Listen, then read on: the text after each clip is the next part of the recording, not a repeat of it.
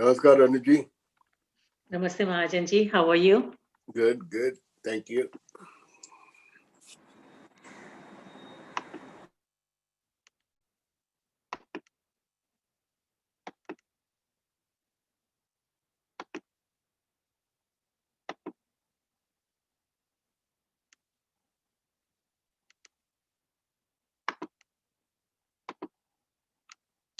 Namaste, everyone. Welcome Namaste. Thank you. Welcome to our gentle yoga. This type of gentle yoga is designed as a palliative yoga. Palliative yoga is primarily a preventive style, but it can have therapeutic effects also. It is designed mainly for stress reduction and to increase the energy of communication in body systems, which stimulates better immune system and body's repair mechanism. One feels better and minor issues can get resolved. Yoga brings good health of mind and body, inner awareness, and a sense of cosmic connection. Regular discipline practice is key, so if you miss a day, please use the video recording on YouTube at Life in Yoga Rajan. Yoga is not a physical exercise and it's not a religious practice either, so people with any religious background can do this. This type of gentle yoga can be done sitting on a chair or on the floor. Some points to note is that to keep your spine straight but not stiff at all times. If you need to support your back, do these practices gently, smoothly, and without jerks. Slower is better. Visualize the part of the body being exercised for maximum benefit. Follow instructions to avoid adverse reactions. There should be no strain, and you should do it within your capacity. Make sure the breathing is slow and smooth. If anything causes pain or discomfort, please stop immediately, avoid the practice, and seek clarification. If you have any questions regarding personal problem, please send an email to the email addresses provided in the reminder email. And remember, liability is entirely yours. Thank you. Namaste, everyone. So our first element is the continuing with the Yoga Sutras.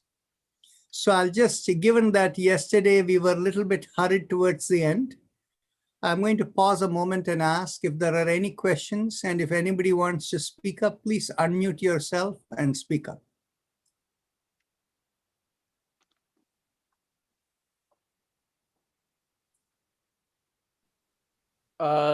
You mentioned about 33 religions. Can you give one or two names? Okay. The thing is, you see, the 33 religions that I mentioned are the 33 agamas and tantras. And so essentially, if you go into any temple over there, anywhere, okay, you will have priests who are trained in one system or the other. Okay, so each is like a different tradition of how you worship, right? If you look at the Vedas, in the Vedas there is nothing called temple worship. Everything is fire-based worship, right? And so in a temple setting, where does the temple worship come from? The temple worship was always there even from before. And in fact, what happens is, if you ask priests who come from that tradition, they will tell you it's as old as the Vedas. Whereas on the other hand, and you'll also see a lot of the hymns are Vedic hymns. And the hymns were all put together and made into the Vedas by Vyasamuni. But even prior to that, all of these traditions existed. And so these are called the 33 agamas and tantras, of whom 28 are called Shaiva agamas. So within the Shaiva Agamas, you have in the 28 Shaiva Agamas, one is like related to Ganesha worship. Okay. And another one is related to, Kartikeya or Skanda worship, right? And so like that's all split into many of them.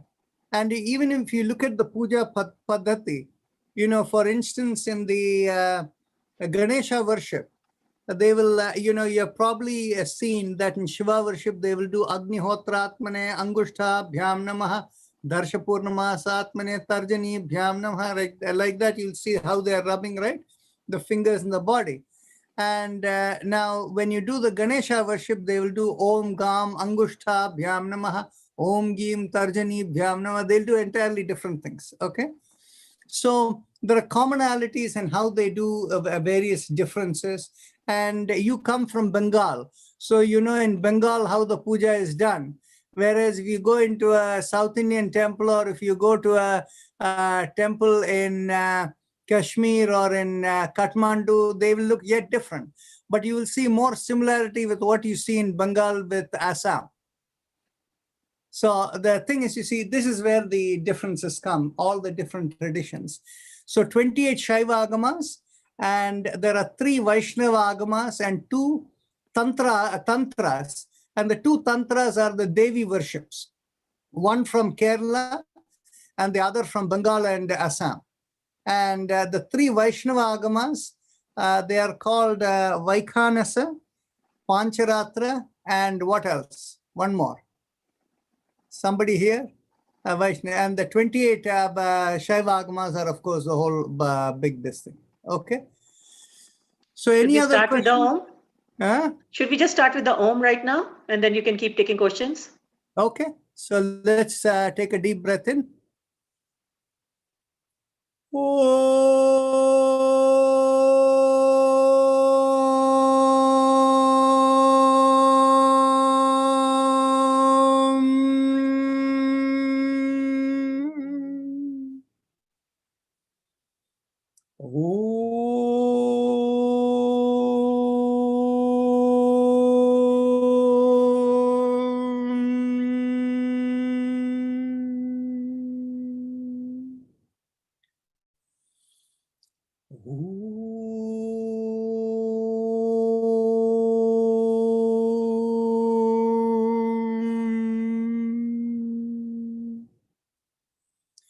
Okay, so today's agenda was to give you an overview of the Yoga Sutras in the next 15-20 minutes.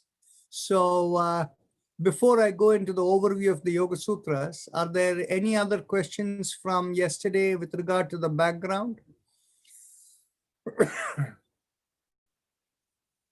Okay, so I'll assume that there are no other questions. So the Yoga Sutras is written in 4 chapters. And the first chapter, the last chapter, the shortest one, was 34 verses. The first, second, and third chapters, I shouldn't even say verses, they're really sutras. The first 3 chapters have between 51 to 55 sutras in each one of them. The Yoga Sutra is written like an essay. So the first chapter is the summary overview of the Yoga Sutras. The second chapter and the third chapter constitute the body. And the last chapter is the conclusive overview. So the Yoga Sutras have been written as the guide for the seeker. And who is the seeker? For a person who wants to know what is the meaning of existence? Who am I? Why am I here? Why is all of this happening? So all of that is the question for which the Yoga Sutra was written. You see, somebody asked the question, what is the meaning of a sutra? Okay. A sutra literally means a thread. So in other words, when there are deep-rooted meanings in anything, they usually use the word, this is a thread to something larger. Okay, so that is how the word sutra is used. So, but nevertheless, the nature, as I said about the Brahma Sutras last time, is very different from that of the Yoga Sutras. Okay. So it is simply different lines. Usually in English translation, they use the word aphorisms, but I don't think that is an accurate, translation. Okay. So coming back, in the first chapter overview, we can cover that very quickly. Patanjali Muni says, yoga is all about understanding that we get carried away by the expression of the energy in our body. But when we learn not to be affected by it, we realize our yogic nature. Okay. Now, of course, in the first sutra, when we go through it, how he systematically explains, we'll go through that line by line. But then after he says that, he goes on to explain that if you can be a pure observer and not be affected by anything, then being in that state over a period of time, as you train yourself, you can reach a state where you can know everything. And what is the process whereby you can know everything? By being a pure observer, you cleanse yourself, purification happens. Then by the process of questioning in your mind and thinking about it, reflecting on it, and then letting it go, then being open to receptiveness, you're able to intuitively imbibe the answer to that question. And this comes from the cosmos. And that's how you become fully knowledgeable, a fully wise person. And so this is the how he explains it in the first chapter, in the first 20 sutras. After he explains this, he goes on to say, you can attain this also by surrender to God. So it is after the first 20 sutras where he explains how you can experience it. He said you can also have this by a surrender to God. So then he describes who or what God is. So he describes God as that entity who is outside the cycle of karma and rebirth. And then he goes on to explain that God is the source of all knowledge. The seed of all universal knowledge and everything comes from God. And then the word for God used in the Yoga Sutra in the first chapter is Ishvara. And whereas as you go, there are two other places where he refers to God. In the third chapter, he uses the word Sattva Purusha. In the fourth chapter, he uses the word Prabhu. So these are the three words that are used in the Yoga Sutras to refer to God. So in the first chapter, when he talks about further about God, he goes on to also describe that the vibration of God by which God connects into everything is Om, is Pranava. The word used is Pranava. The word Pranava is commonly understood as Om, but when we get to that line over there, we will have a deeper discussion because the word itself means something extraordinary. Then after he explains about, how through God you can attain all of this, then he goes on in the last segment of the first chapter that commonly most people are in a state of ill health of the body or the mind. So when people are in the state of ill health of body and mind, how can they go and sit being a pure observer? There is a pain in the body over here, or the mind is walking away worried about something that is, bothering you. So how can you just sit and be a pure observer, right? So the thing is, then Patanjali Muni goes on to say, you have to start with moderation. And how do you start with moderation? Anytime you see something wicked happening, don't go and judge it. Walk away from there. Dissociate yourself from it. If you see something that is very virtuous happening, have a sense of feeling good within, but don't get excited and things. And by the same token, you get something pleasurable, Don't kind of go Yahoo in pleasure. And by the same time, you find something that is, bothersome. Don't take it into heart, rather have compassion towards it. Something looks miserable, have compassion towards anything miserable, but don't get, seriously affected by that. Okay. So he says, if you train your mind to begin with moderation, as you continue with moderation, you will find you will become less reactive, and then use the technique of focusing on anything that attracts your attention. So, and he is very clear in saying it could be anything that focuses your mind. So for some of you, it may be your spouse, which is perfectly okay according to Patanjali. And for somebody else, it may be sitting on the mountaintop or doing a meditation in on an island or on a beach. Or for somebody else, it may be getting engrossed in whatever they are reading or writing or something, or for somebody else, music. So he says it doesn't matter what it is, whether it is the smallest or the largest, that engrossment will give you the ability to slowly become a person who is one-pointed and unaffected by anything that happens around you. So you begin from moderation. And then in the first chapter, he tells you this engrossment is of a kind where there can be engrossment with respect to things that are in the physical plane. And when that happens, he basically uses a special word called samapatti. Samapatti means to become one with it. So he gives the example that, let's say, I'll give you one example of how you become one with it. I give this example because I've personally experienced it many decades back, I should say. Is any of you had an experience where on a daily basis, you're used to doing something at some hour, and then like you're going to work, you get dressed up and you go to work every day, 5 days of the week.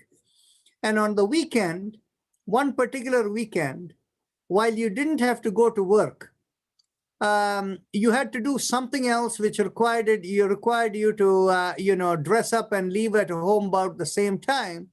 And suddenly, even without realizing, you find yourself driving and you're outside your workplace where you're intended to go elsewhere. Has that happened to anyone? Or something similar, where it has become so much part that you don't even think. And if for people who regularly do the same commute, they may not even realize what traffic lights they have gone by, but they know they began where they are supposed to begin and they ended up in the destination. In other words, there is full engrossment to the point. It's not like you're not aware, okay? So this kind of engrossment can happen in even other things. You're reading something, or you find that there is some food stuff which you like very much, which is normally not available, a rare occasion. You find it and you start eating it, and the taste is so wonderful that you become engrossed in that state to the point if somebody calls you from behind, you don't hear it. And oftentimes it happens to many of you. You're sitting and working on something, and you're so engrossed, if somebody calls you from behind, you don't hear it. They have to come and shake your shoulder for you to respond, right? So that kind of engrossment is what he calls as samapatti. Then he goes on to say that when you're focused on something that is not externally physical, but something like a thought or something, then that he calls it as a different level of samapatti. And he says that when you get into that state of engrossment, into something subtle, that will result in connecting into the cosmos, and you become engrossed with the cosmic, the intelligence of the cosmic flow. And out of that, you will be able to imbibe intuition. You will have intuitive awareness and knowledge. And that is the state that he calls as samadhi, becoming, that intuitive awareness that comes in. So that is how the first chapter summary ends over here. And so I've given you the summary of the first chapter. I'm going to give you a quick summary of the second and third chapter also. And the reason for giving you the second and third summary is because the second, third, and fourth chapter, because then when we discuss it a little bit more tomorrow, you will have a perspective on the flow. In the second chapter, he goes on to describe what exactly is the cause of why we tend to associate ourselves with the external rather than the internal. And after explaining the cause, he goes into the systematic process of how you can go through all the yogic steps, what is called the eightfold yogic steps, the Ashtanga yoga steps, whereby you can realize the highest. This he discusses in chapter 2. But whereas the 5 elements of the Ashtanga yoga, the first 5, he explains in chapter 2. In chapter 3, he discusses the last 3. The last 3 is the last 3 elements that he discusses in chapter 3 are the higher aspects of yoga. This is where intuition comes. And through the intuition, you can get wondrous abilities. So he goes on to explain the nature of wondrous abilities that can come. And there are many people who will say those who are discussing those wondrous abilities is a waste of time. But we believe that that's not the case. The knowing the wondrous abilities is important, because if a seeker attains those abilities because those abilities have been given to him for the purpose for which him or her has been born in this body, then in which case you shouldn't get confused why I have this. So Patanjali Muni is clear in saying not everybody will get all the abilities. But if you get any ability, don't get shocked or surprised, because this is the nature of how existence works. And then he goes on to explain in the third chapter that just because you get these abilities, it doesn't make you any greater than anyone else.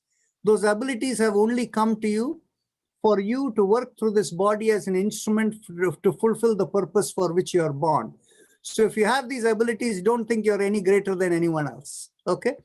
So this is something Patanjali is very clear on pointing out.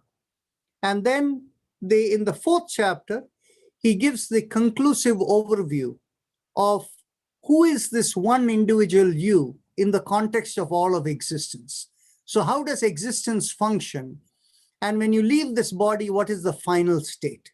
So this is what is described in the Yoga Sutras. So with that, we have now gone through about a little more than 20 minutes of this discussion. So I'll pause here for a few minutes, take another 2-3 minutes if you have any quick questions here, and then we will begin our regular practice. So Naren, Dr. Rajan, somebody asked, moderation is moderation the same as Sambhav? I think is moderation the same as Samabhava? I think what is this thing? See, the word Samabhava doesn't come in the Yoga Sutras, okay? Now, moderation is not really the same. When you're moderating, you're not completely becoming unaffected. All you're doing is you're reducing the aspect of being unaffected. The word Samabhava means you have the attitude of the same towards everything. That is the state where you're not being affected by anything, right? So they are not really the same. The moderation and Samabhava are not really the same. There is another question. Yeah, well, music be considered as physical engrossment or non-physical, okay? See, music is right at the threshold. If you are conscious of the sound and the sound is working with its the physical domain, but when the vibration goes within, it transcends into a different domain. And it's just like the light. Light is both a wave as well as a particle, right? So that is the nature of music, which is in the threshold over there, where it can have both aspects. Okay. So any other questions?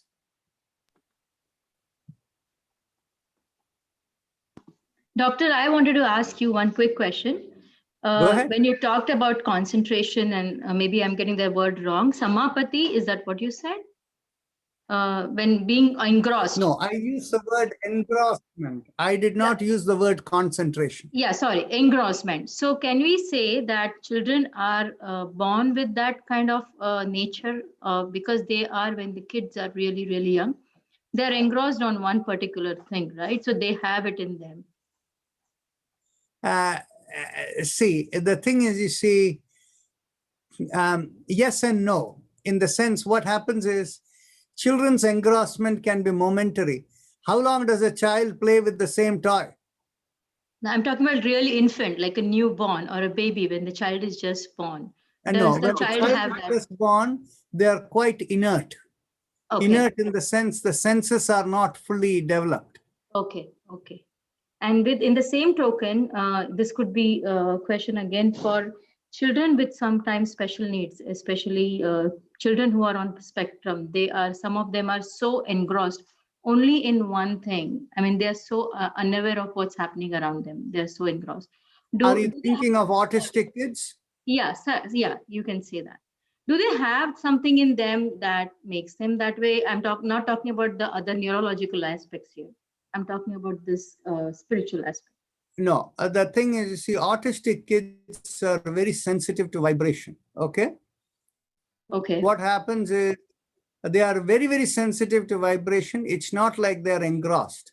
It is that they don't have the ability to interact. Okay. But they are very, very sensitive. So if somebody whose vibration is not appropriate comes into their home, they will run and hide in a corner.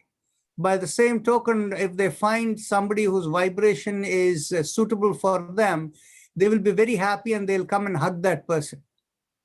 Okay. Okay, that's a very different matter. Okay, So, thank you. yeah. So let's begin with our chakra vibrations. Bring your awareness. Is there anybody new here who has not done our yoga routine? If so, please unmute and say yes. Okay, looks like everybody has been doing it, so I can keep my instructions minimal. So pressing on the little finger and focusing on the perineum, we do the mantra LUM. Take a deep breath in.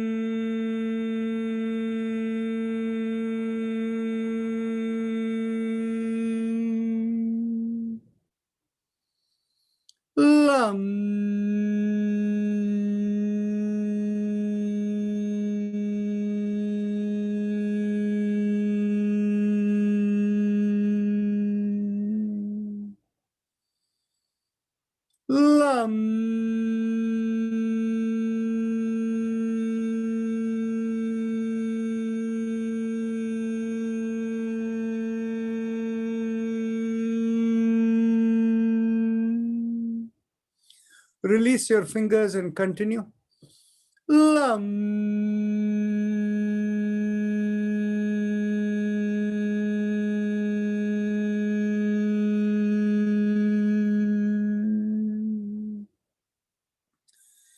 Now bring the awareness 1 inch above the perineum, and there, pressing on the ring finger, we do the mantra VAM. Take a deep breath in.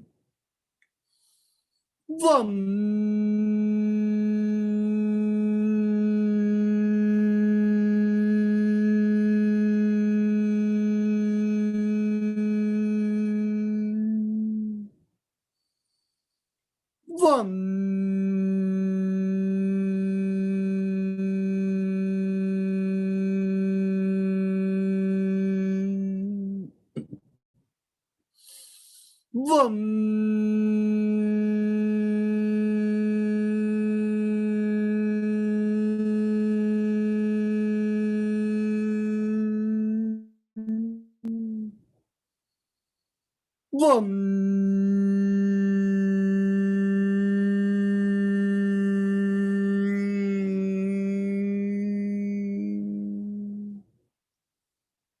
Vam.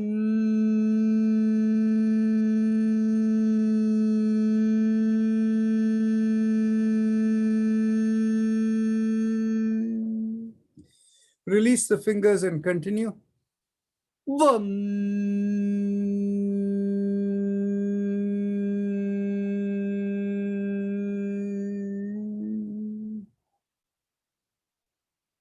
Vam.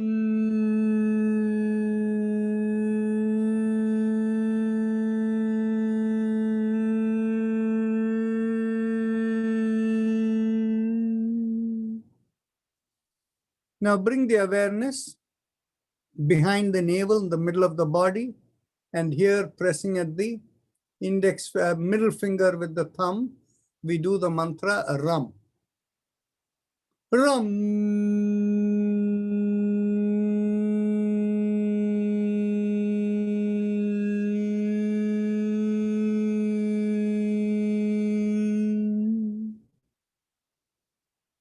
Ram.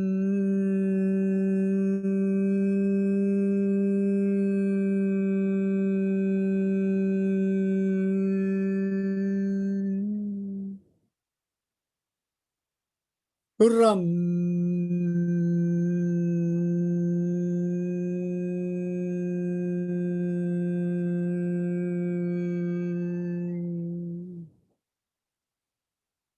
Ram.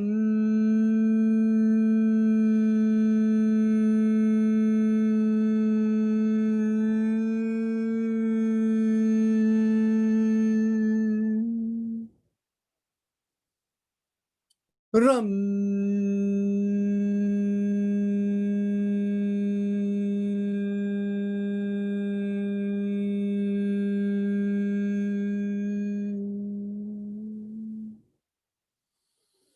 Ram.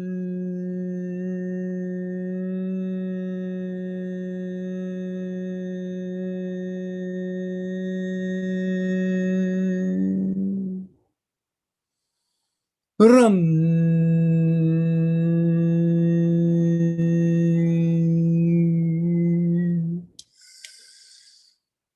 Ram.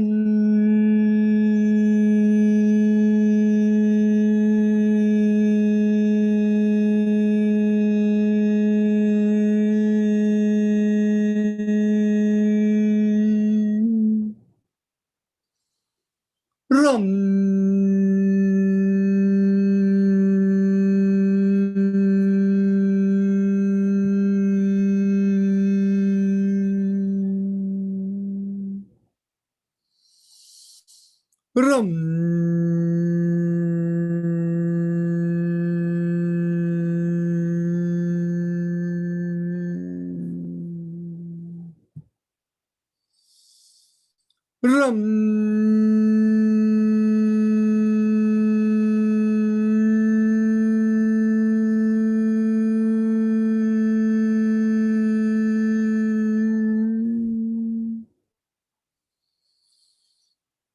Ram.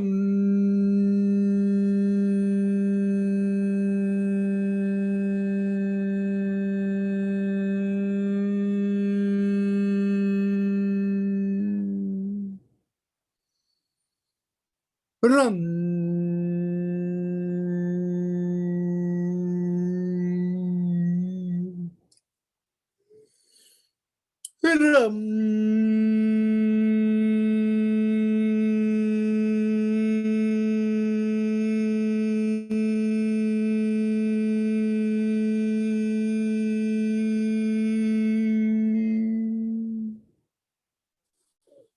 Ram.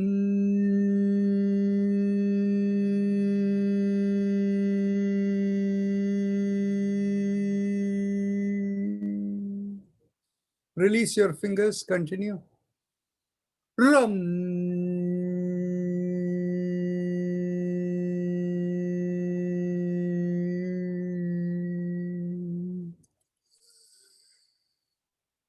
Ram.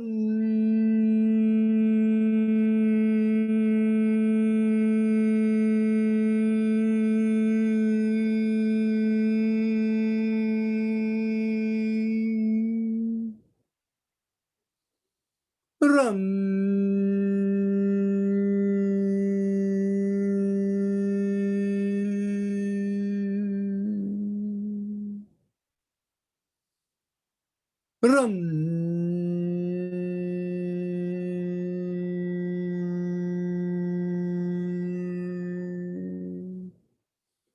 Now bring the awareness in between the breasts in the middle of the body. And here we do the mantra, Yam. And we press the index finger with the thumb. Yum.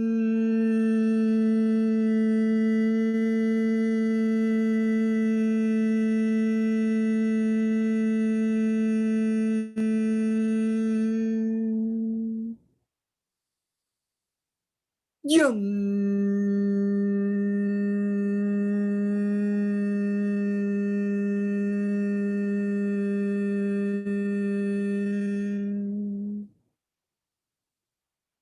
Yum.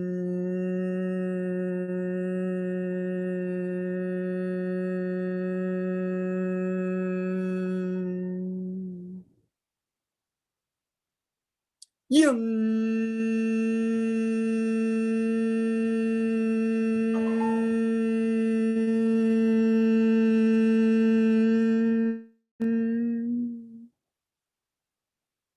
Yum.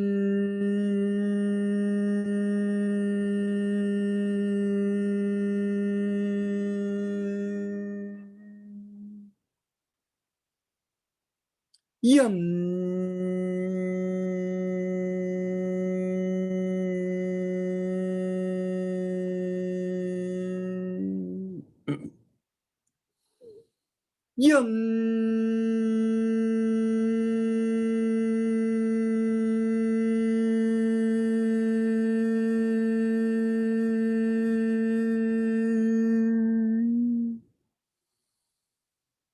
Yum.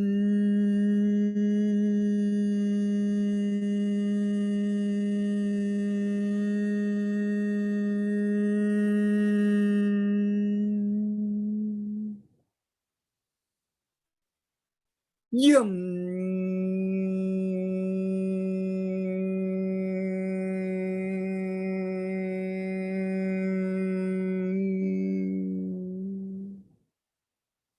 Release the finger and continue. Yum.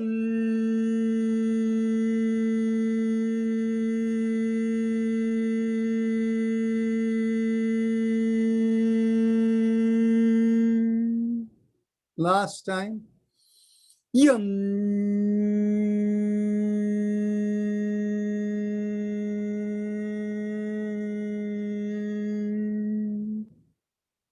Now bring the awareness to the throat, and here we do the sound hum. Thumbs up mudra. Hum.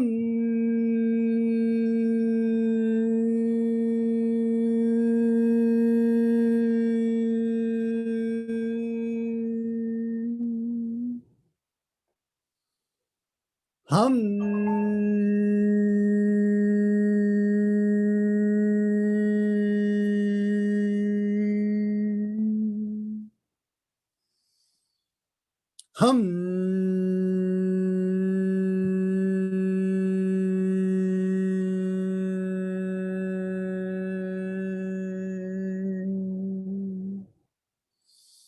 Release the hand and continue. Hum.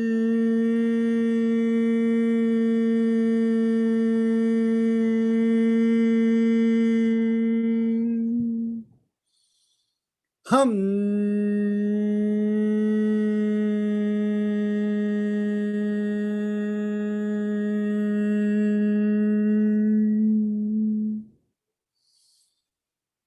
Hum.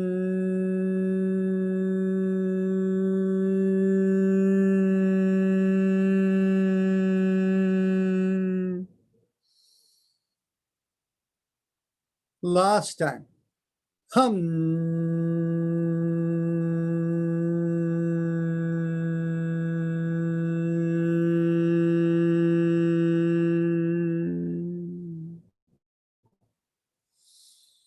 Now, let's bring our awareness right in the middle of the head. And here we will do the sound sham, thumbs up mudra. Sham.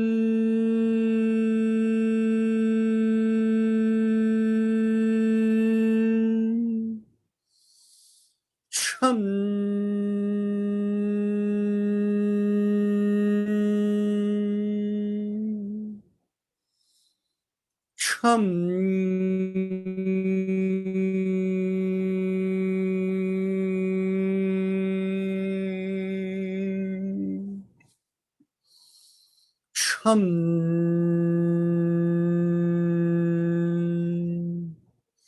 Release your hands. Chum.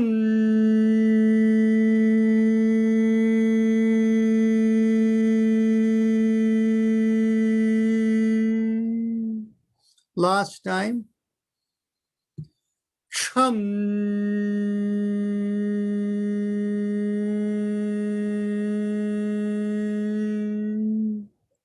Top of the head, we do Om. Oh, again, thumbs up mudra. Om.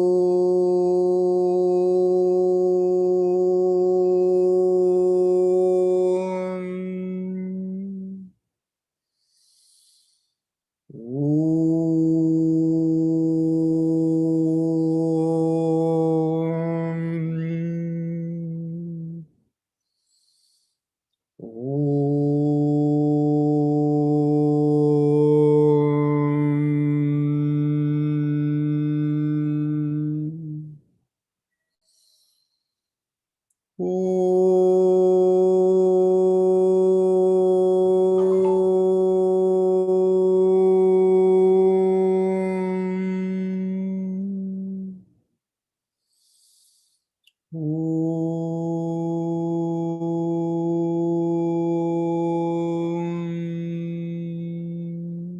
Release the hand and continue.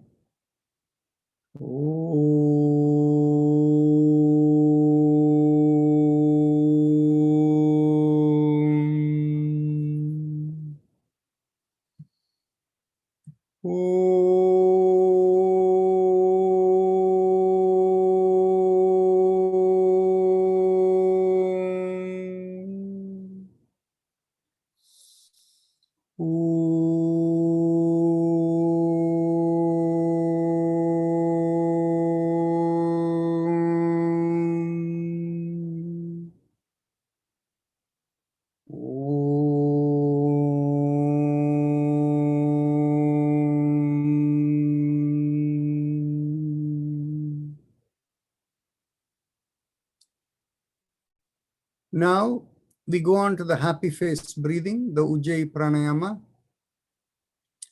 And Savita, you can do the respiratory mantra instead of doing the Ujjayi Pranayama. Okay, thanks. Yeah. So those of you who know the happy face breathing, continue. And for those who need instruction, close your eyes and bring your focus to the throat, the hole at the bottom of the mouth through which food and air passes down.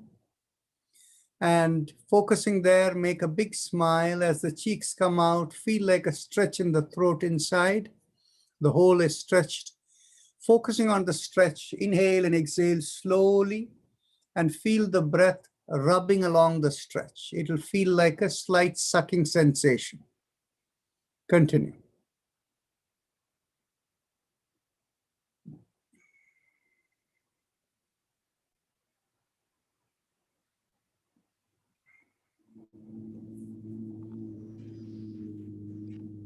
Dr.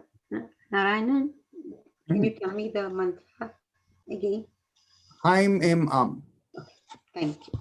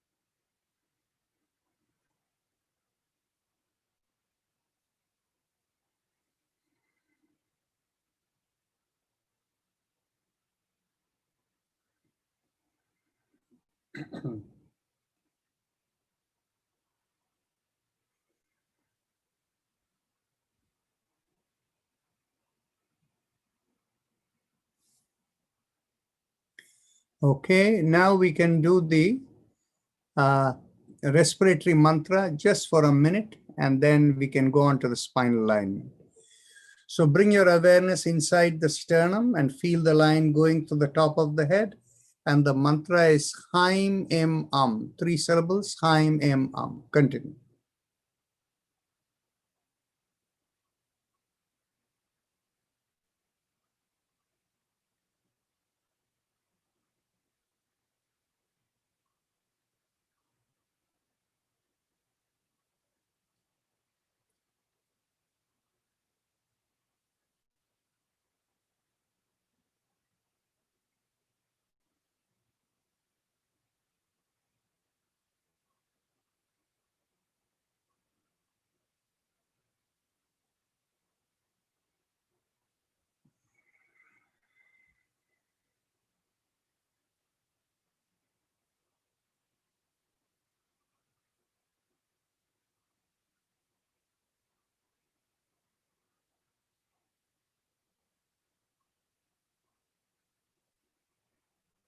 Now we are ready to go to the spinal alignment.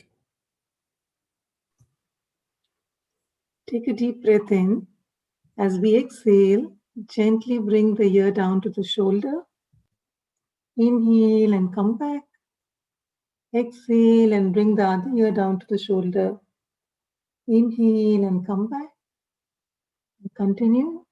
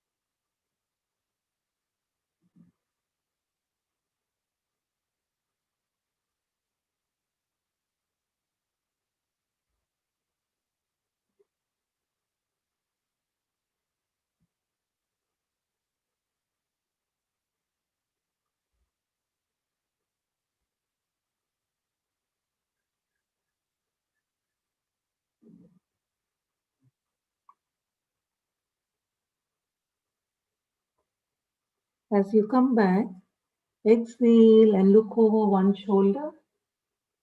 Inhale and come back. Exhale and look over the other shoulder. Inhale and come back. And continue.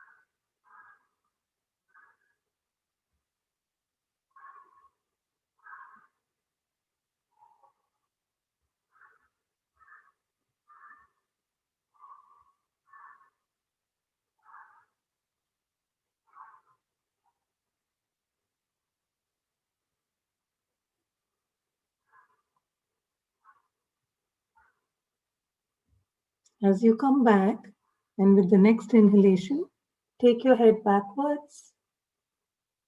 Exhale and bring the chin down to the chest. Inhale and head backwards. Exhale and chin to the chest. And continue.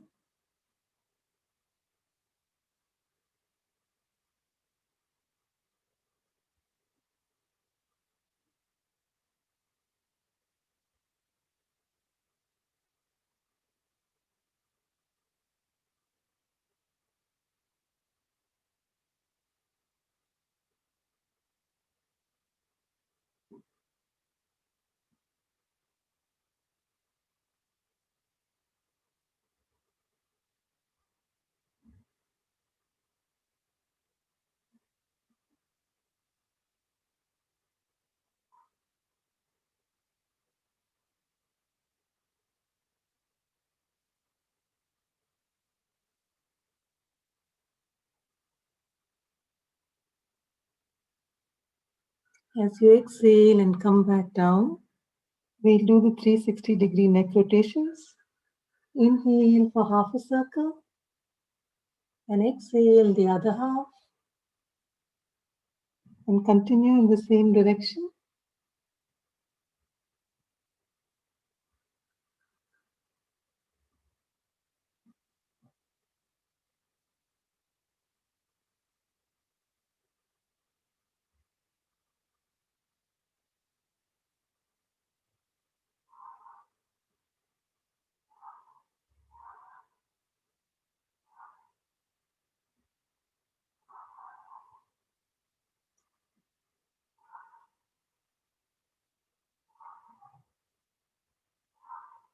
As you come back to the center, let's switch directions. Inhale for half a circle and exhale the other half and continue.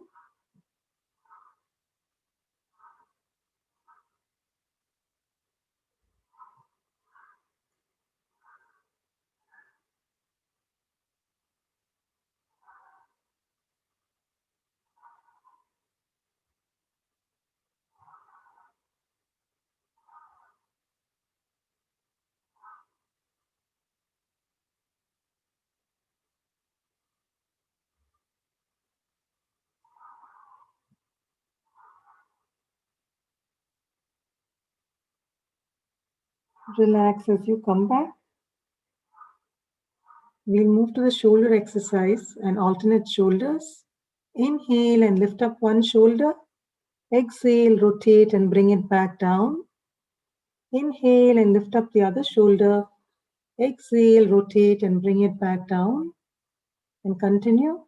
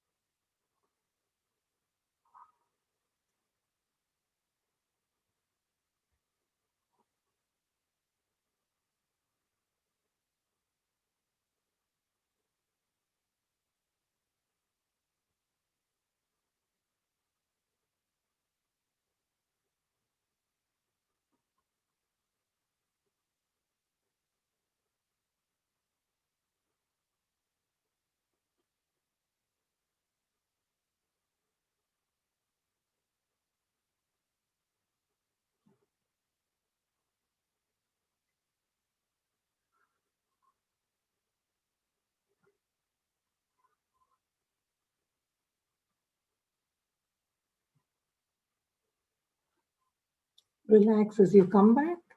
And we'll move to the hand exercises. Stretch your hands and keep them straight. As you inhale, open out your palms and keep them perpendicular to the forearm. As you exhale, thumbs in and fists down. Inhale, exhale, and continue.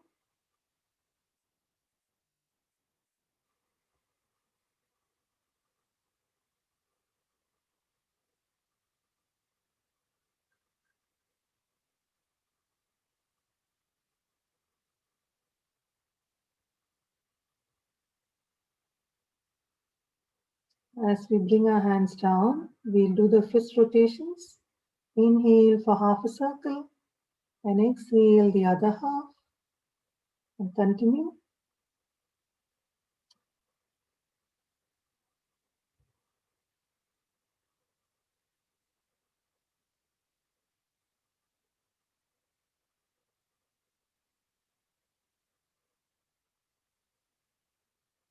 As you come back, we switch directions.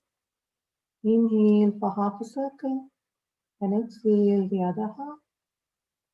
Continue.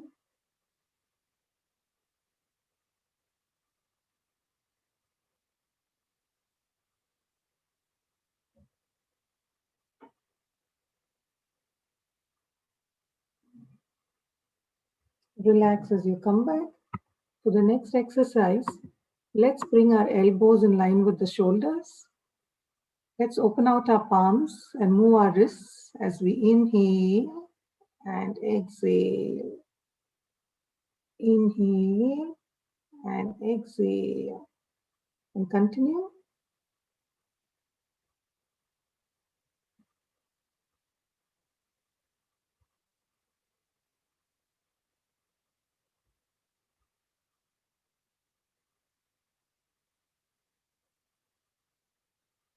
As we come down, we'll switch directions.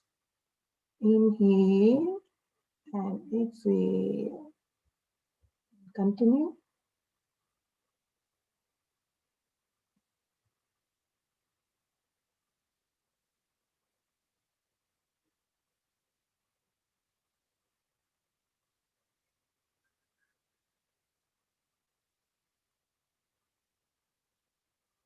Relax as you come back. For the next exercise, let's interlock our hands and place them behind the head. Make sure your elbows are at 180 degrees and the head is straight. As you exhale, turn to one side. Inhale and come back. Exhale and turn the other side. Inhale and come back. And continue.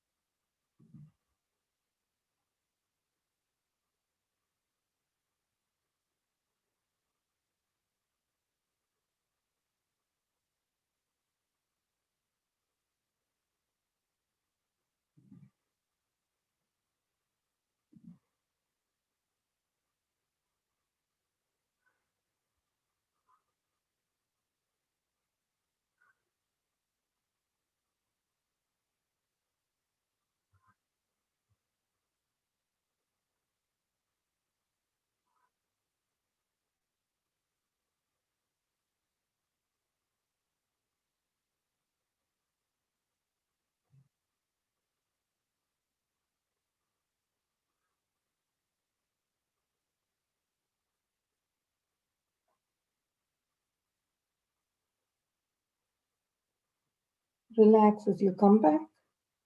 For the next exercise, let's get our elbows above the head. As you exhale, pull on one side. Inhale and come back. Exhale and pull on the other side. Inhale and come back.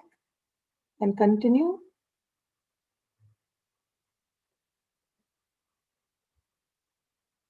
Feel the stretch along the shoulder blades as you do this.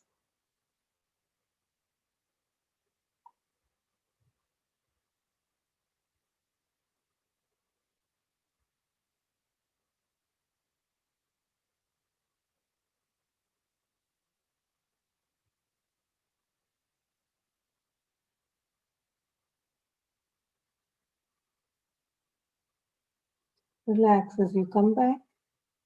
For the next exercise, let's get our elbows behind the back. As you exhale, turn to one side. Inhale and come back. Exhale and turn the other side. Inhale and come back. And continue.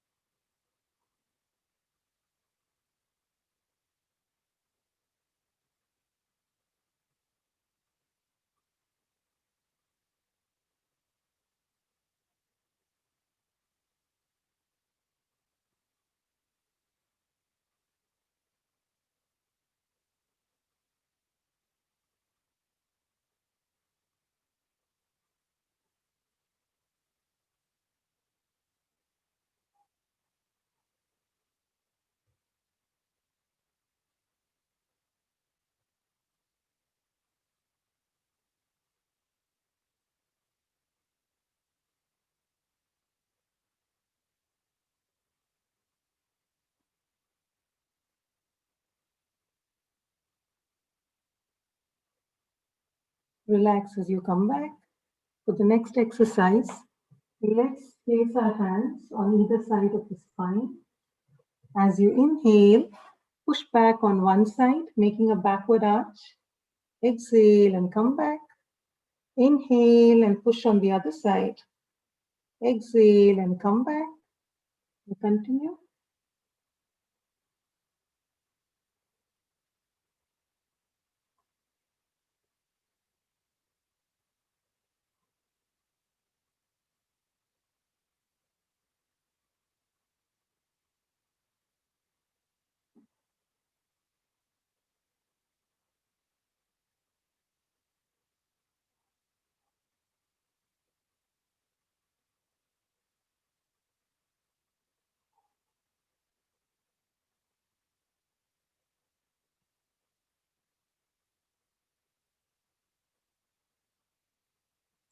Relax as you come back. We'll now do both our shoulders together. Inhale and lift up both your shoulders. Exhale, push back, rotate and bring it back down. Inhale and exhale.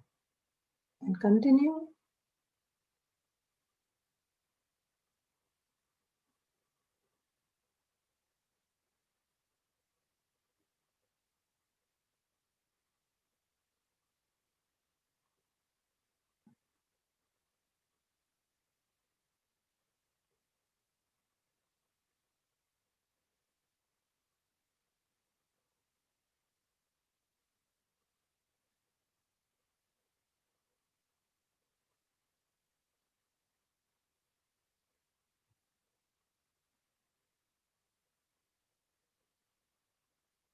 Relax as you come back. We'll now move to the next exercise and we'll cross one leg over the other and hold the knee with the interlocked hand. As you exhale, pull up the leg and turn to the same direction as the leg you're holding. Inhale and release. Exhale, pull and turn. Inhale and release. And continue.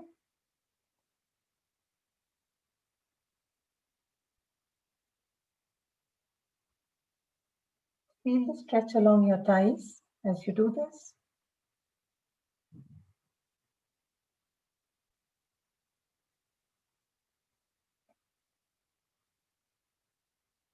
As you inhale and come back, we'll switch to the other leg. Exhale, pull and turn. Inhale and release. And continue.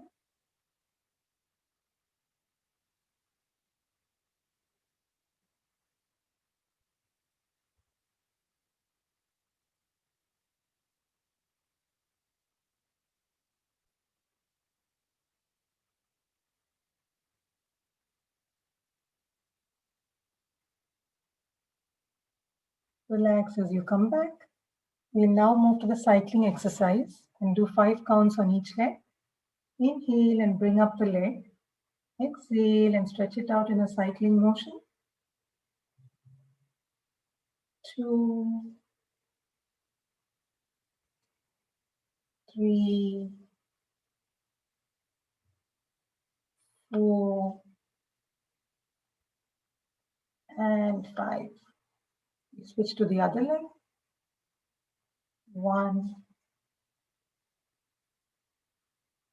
2, 3, 4, and 5. Relax as you come back. We'll do a minute of alternate nostril breathing, or Anulom Vilom, and then move to Bastrika Panaya. So for the alternate nostril breathing, we exhale and inhale through the same nostril. So if you begin your first inhalation with the left nostril, you exhale and inhale through the right nostril. Close your right nostril. Exhale and inhale through the left nostril. Alternate and continue.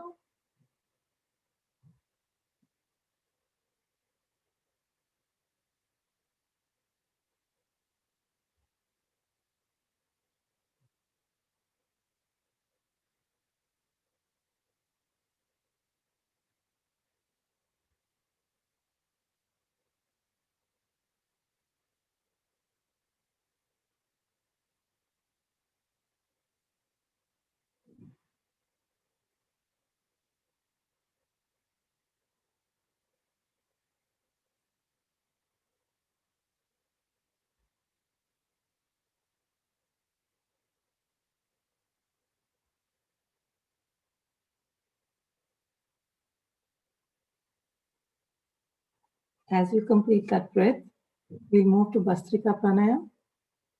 There's 2 ways of doing Bastrika Pranayama. One way is to place our hands over the abdominal area. And as we deeply inhale, the abdominal area, the chest and the shoulder expands. And as we exhale, the shoulder, chest, and the abdominal area contract. The other way of doing this is to place our hands close to the body, loose fists. As we deeply inhale and push back, the shoulder, chest, and the abdominal area expand. And as we exhale, close our fists and bring our hands down. The shoulder, chest, and the abdominal area contract. The exhalation is a little longer than the inhalation, and we'll do this to a count of 20 for each round. For the first round, I'll keep count of both the inhalation and the exhalation. And for the second, I'll keep count of the inhalation, and please follow through on the exhalation at your own pace. We'll do this keeping our eyes closed. And as we do this, please visualize the vitality of the breath as we inhale and exhale. So if you're ready, inhale, exhale.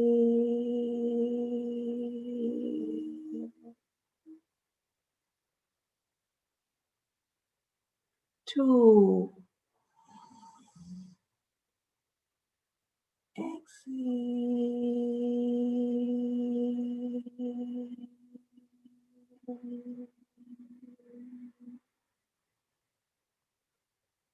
3, exhale.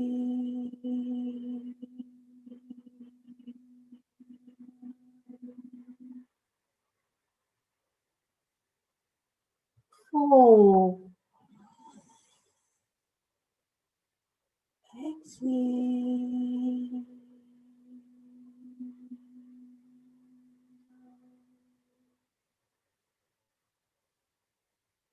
5, exhale.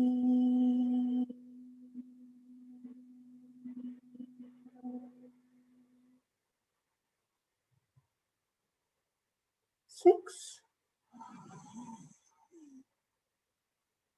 exhale.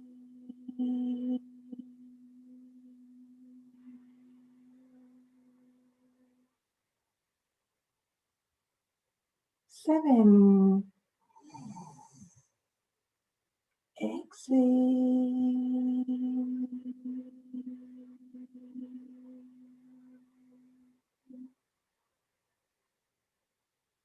8,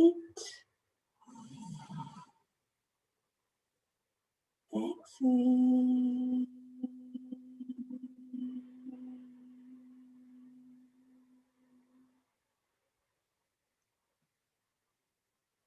9,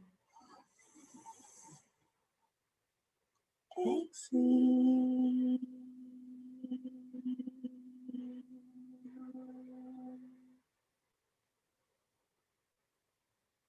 10, exhale.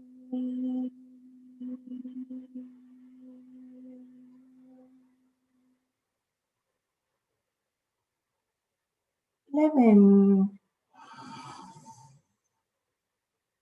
exhale.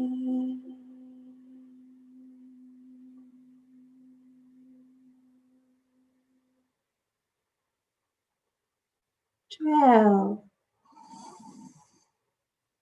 exhale.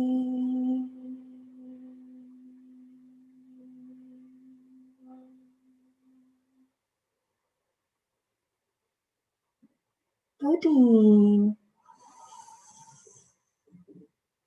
exhale.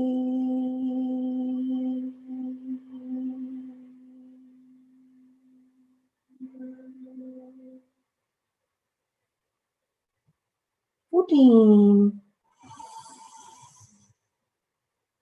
exhale.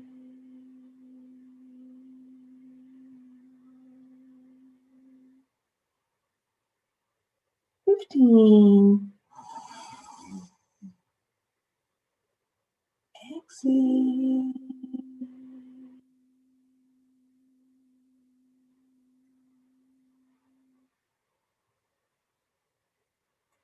16, exhale.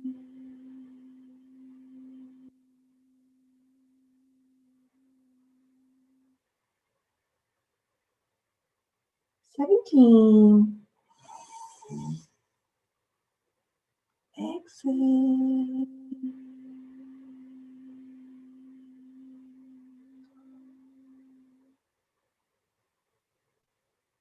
18. Exhale.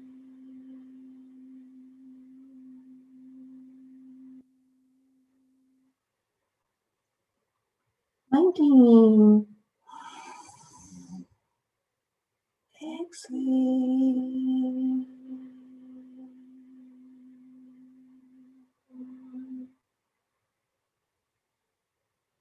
20. And exhale.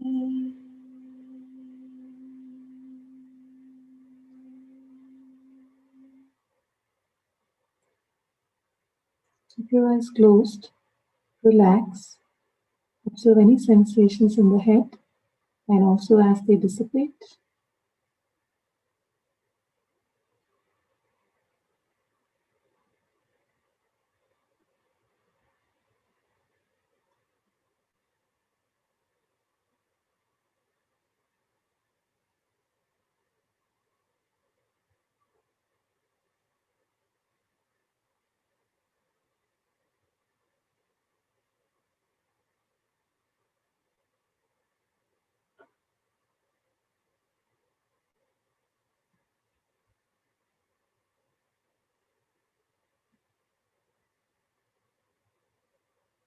If the sensations have subsided from the head, we'll move to the next round and I'll keep count of the inhalation. Inhale.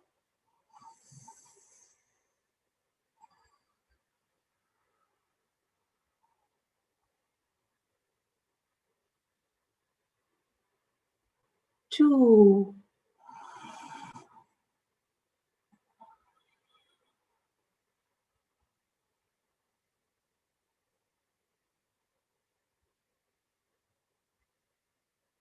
Three.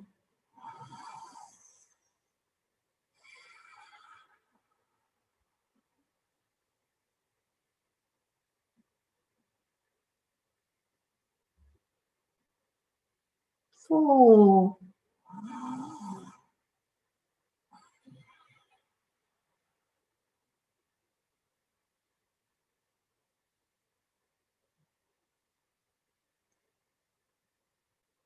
Five.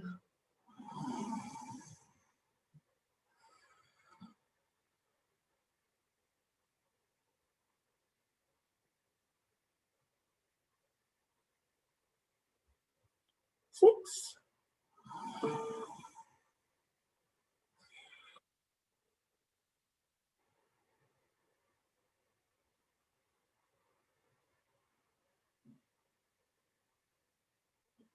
Seven.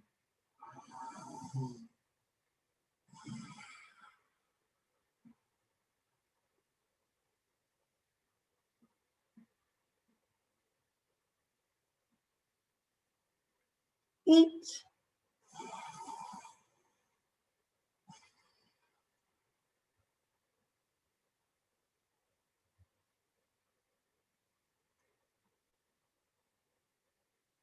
9.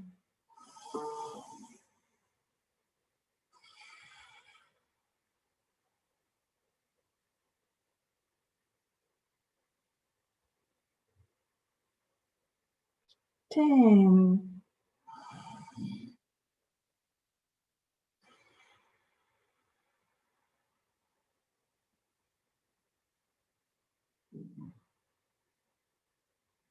11.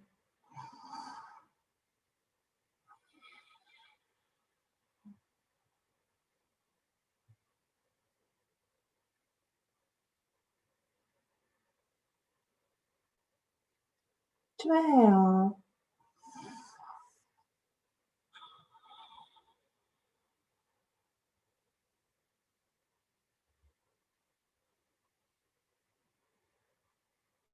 13.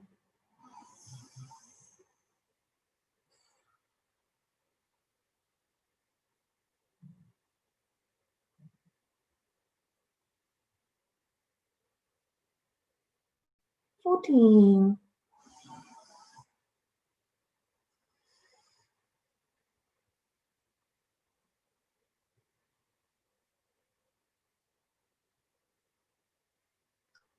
15,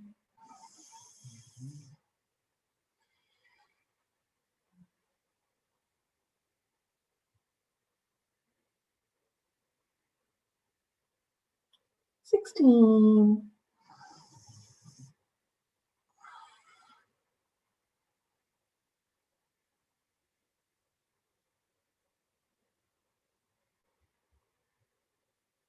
17,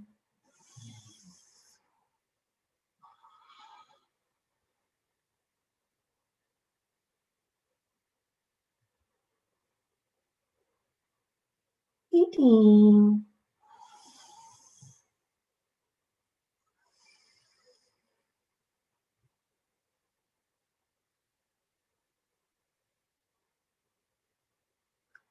19,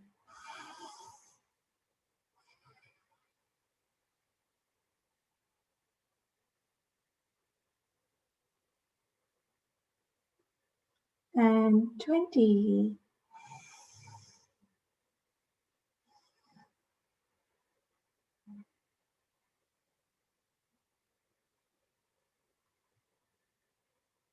Keep your eyes closed. Relax. Observe any sensations within.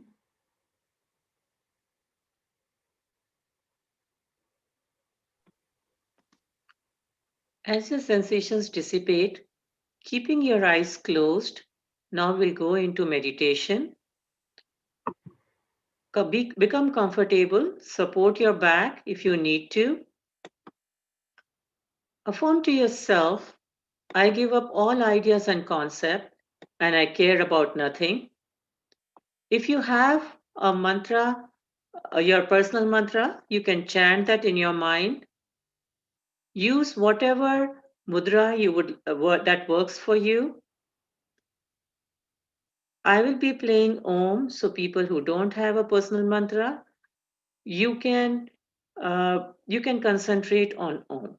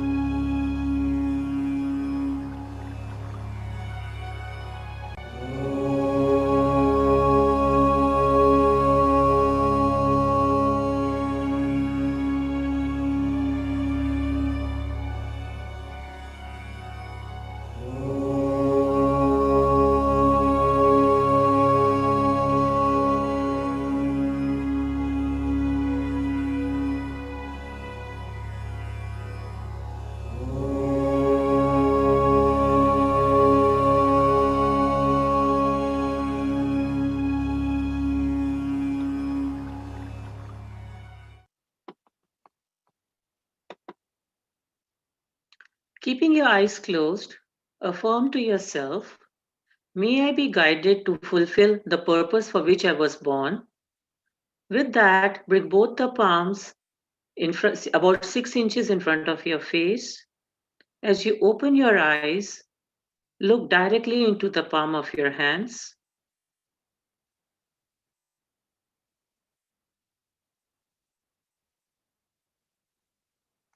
With that, we'll end the session today. Namaste. Thank you, everyone. Namaste. Namaste, everyone.